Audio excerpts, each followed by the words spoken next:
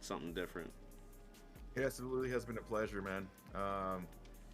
You know, like we were saying in the beginning, great teams, great all around.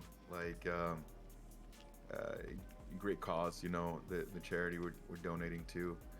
I mean, it's just been beautiful, man. So I appreciate you and the time and sweat and blood you put into this and to a great event. Yeah, absolutely. Thank you, man. So enjoy having you here. It's definitely I tried to tackle this tournament in increments. I started like recruiting people for it about like 5 or 6 weeks ago, and you've even helped with that. And I just want to give you a thank you for that. Uh, Of course, it's man. it's just been a little bit at a time. Every day or every other day, I'm like, well, how can I make this tournament better? How can I make it different? What's going to make it interesting, right? And this first round that we're getting through right now is the bloodbath round, right? The bloodbath round. Kill any means necessary. Survive any means necessary. Round two, all of these teams better throw their plans out the freaking window uh, because stuff's going to be changing. You're going to have to deal with some really unique objectives that you might get randomly. And just to show you what those look like, here we go.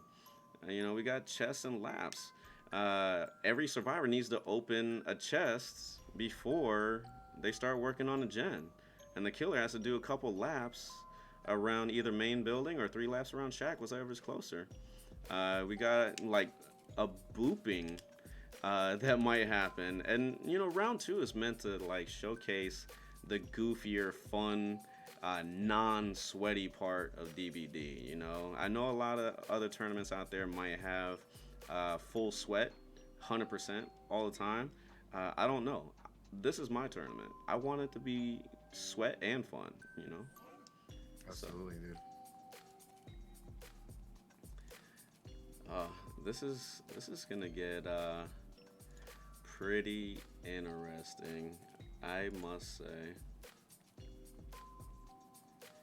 All right, let's see. Next up, after this team,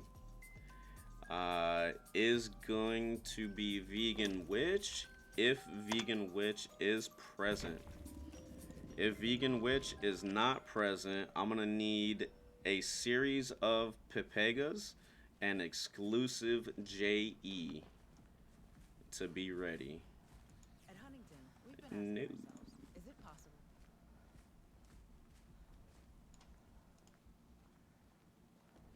All right, it looks like we got Muffinlicious. Oh, this is an interesting choice. Yeah. Legion. Okay. Yeah, a Legion. If you're new to the game or unfamiliar with Legion, uh, you can't down a survivor with Legion's power. No, you can. You can't at all. I mean, you can wait until the man clock goes down and then down themselves. Yeah, it's slow down. It keeps you off the gens for a little bit. Right now, what you're seeing, if people are new to DVD or haven't seen Corrupt before, the reason why the gens are wide is really they're blocked. That's really the case. Now, what our Survivor team is doing now, our Legion was able to find somebody, and you saw that is bamboozled. So, Yeah, yeah. um, great start by our Legion.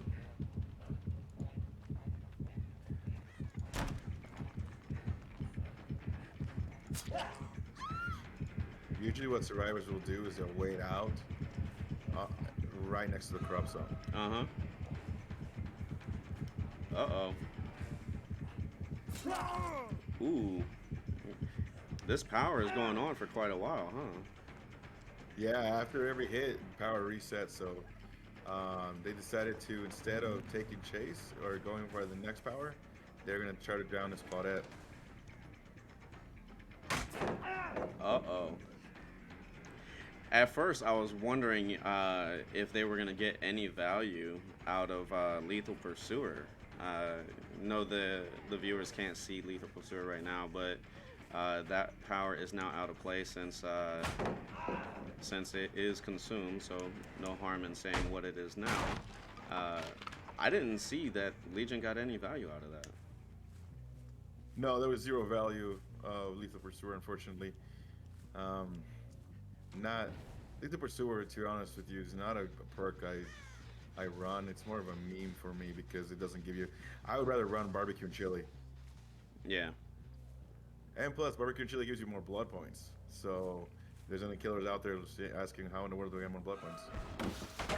Oh, and that's a good question too, because I had the killers ask me, well, you know, I could do barbecue and chili to get more blood points. Well, yes, but that's an adjusted Right, blood point value. you're correct, yeah. Now one gen is done. There's one to the left. Yep.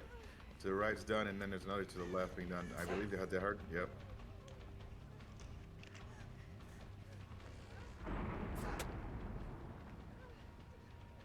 Now Eat My DS is doing a great job right now. Not worrying about the pallet. I'm looking forward to seeing a moonwalk come from Eat My DS.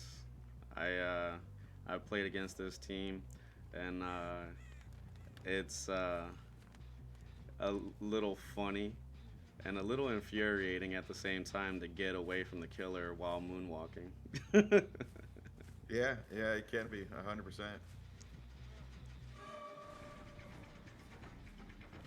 One thing about this team that I know is that they are really, really good about spacing out their gens. Yeah, right now what you're seeing is really, this team is made up of a lot of runners, a lot of people using Dead Hard. Yeah. And so when you have multiple runners, basically the game itself becomes a chase for a killer. I mean, Yeah. and not being honest with you, Legion is a very vanilla killer, M1 killer. Their power's not that great. It's gonna be hard. It's gonna be hard to do much with Legion, especially against runners. Yeah. And it looks like they're getting an opportunity to reset right now too. Yeah, and I love the circle of healing play. Not taking someone off gen is awesome. That's great because now they can do a gen and you can heal yourself. That is the play. Yeah.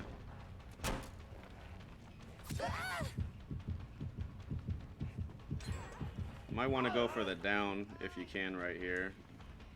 This team is going to be too good to give them time to reset.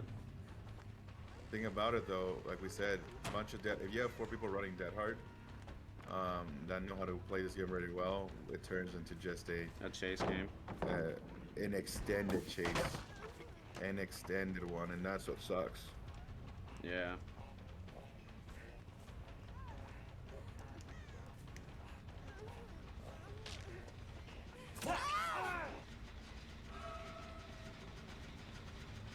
That gen has to be close. Yeah, he's got to kick it if he wants anything.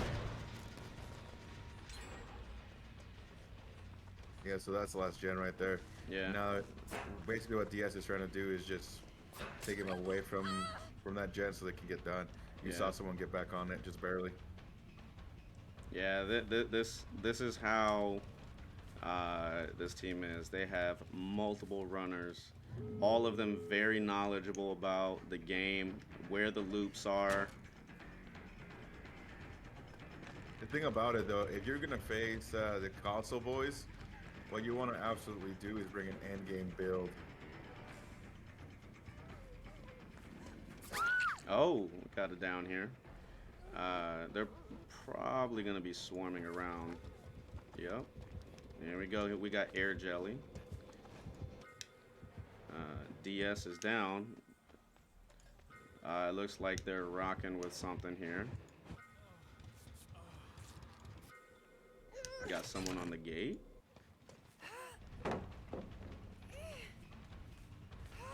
Alright, great composure by Killer. That was Yeah. a very late pallet drop. And they got a gate. It looks like it's prepped right by them.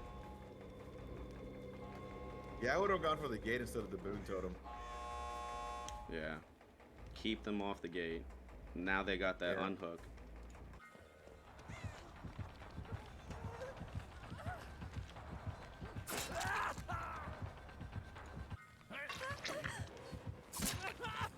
Dead hard out of the hit. Dead hard, let's go. And now they got the parade out the gate.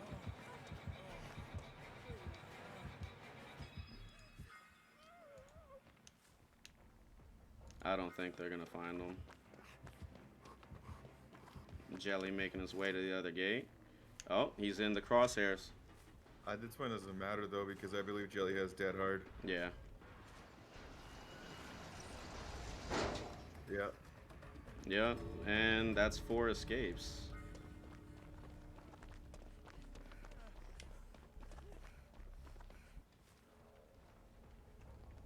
Yep, there we go. Whoo! That went pretty quick. Pretty quick. This team is really, really tough. I mean, you have to be when you bring up. You have 4 dead hards. You have unbreakable on 2 people.